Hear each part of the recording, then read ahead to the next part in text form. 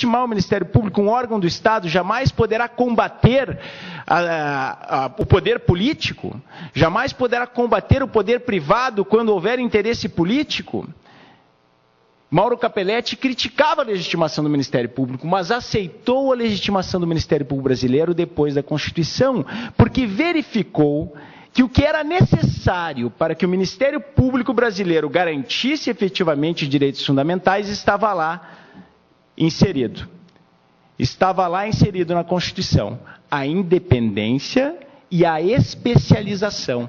Nós somos os maiores especialistas na tutela dos novos direitos fundamentais. Os direitos ligados ao meio ambiente, os direitos ligados ao consumidor, os direitos ligados à educação, são especialidade da Casa, especialidade dos nossos ministérios públicos. Ninguém nos supera juridicamente deste ponto de vista. A ideia de toda esta teoria desenvolvida pelo Ferraioli é justamente, como eu disse, estabelecer as margens do que é decidível, que seria a liberdade de conformação do poder político e do mercado, e do que não é decidível ou não é decidível que não, ou seja, daquilo que não pode ser decidido pelo mercado, pela iniciativa privada, que não pode ser decidido pelo administrador, daquilo que não pode deixar de ser decidido, daquilo que não pode deixar de ser cumprido, daquilo que é um dever do administrador público, daquilo que é um dever da iniciativa privada. É a margem do não decidível que não. Tá?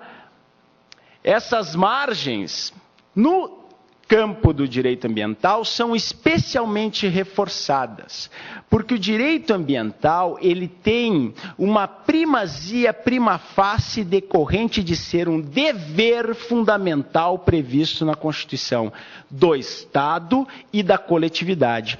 Todo empresário, diz o artigo que fala da ordem econômica, deve obedecer ao princípio do meio ambiente sustentável.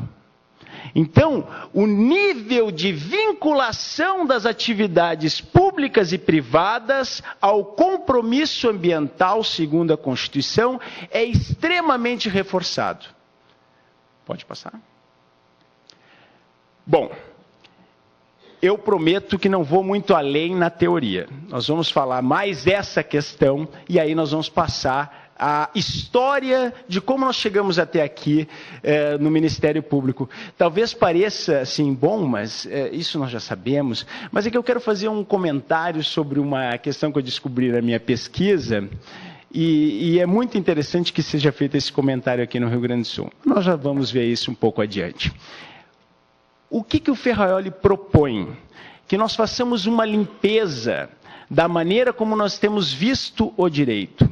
E é muito importante que a gente faça a limpeza neste momento, porque nós evoluímos muito do ponto de vista da teoria da argumentação jurídica, evoluímos muito do ponto de vista da teoria dos direitos fundamentais, mas nós estamos correndo um sério risco. Esta ideia do neoconstitucionalismo de que os direitos fundamentais não são absolutos, e que os direitos fundamentais são sempre relativos, coloca toda a Constituição em risco.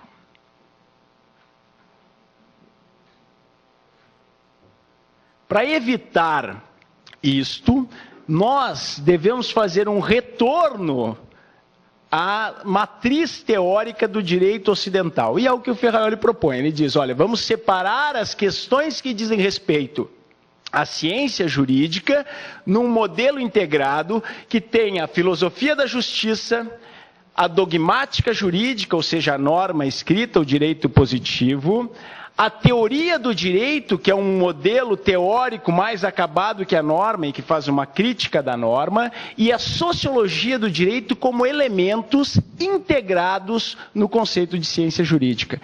Cada um atendendo a uma determinada função dentro da ciência jurídica.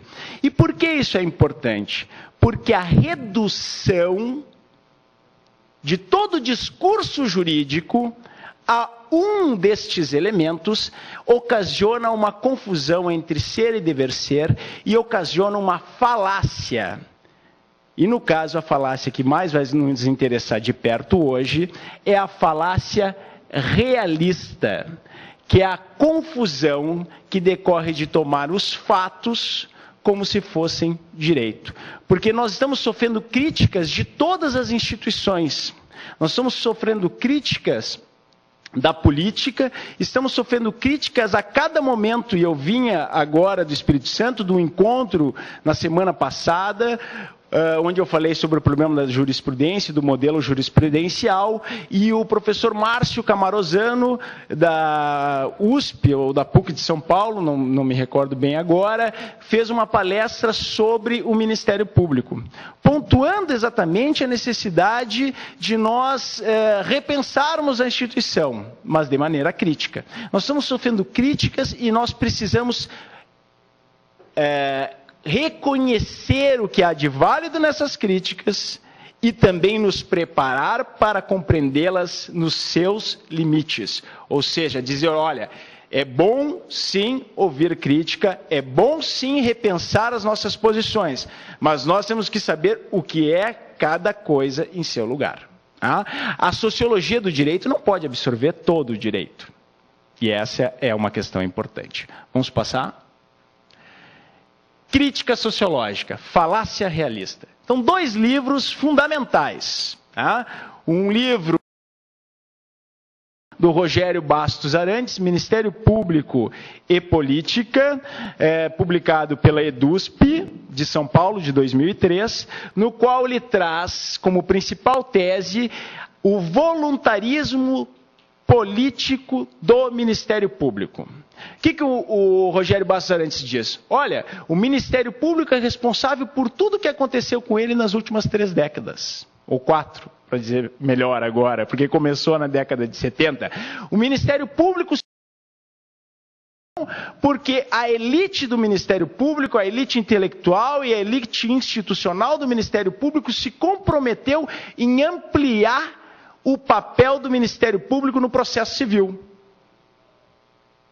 Surfou na onda dos novos direitos, surfou nas ondas de Capelletti, nas 3 ondas do acesso à justiça, aproveitando a oportunidade dos direitos difusos e coletivos, se aproximou da sociedade e soube se afastar do poder executivo para se consolidar como os advogados do povo, o advogado do cidadão, o advogado dos direitos fundamentais, o advogado dos direitos difusos e o advogado dos direitos coletivos.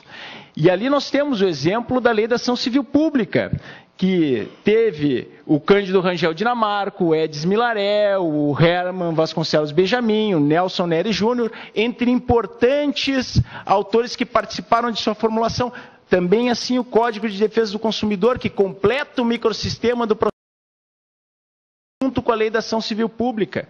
Isto só aconteceu porque nós estávamos sintonizados com a academia naquele momento, nós tínhamos conhecimento técnico, jurídico e conseguimos fazer valer a nossa opinião dentro de um ambiente político que foi construído para ser favorável ao Ministério Público. Diz o Rogério Bastos Arantes que isso implica em um ativismo judicial, uma confusão entre direito e política. Aí eu acho que não anda bem. Porque, na verdade, nós consolidamos as conquistas da democracia. Nós consolidamos, através da atuação desses pais fundadores do Ministério Público Brasileiro, as garantias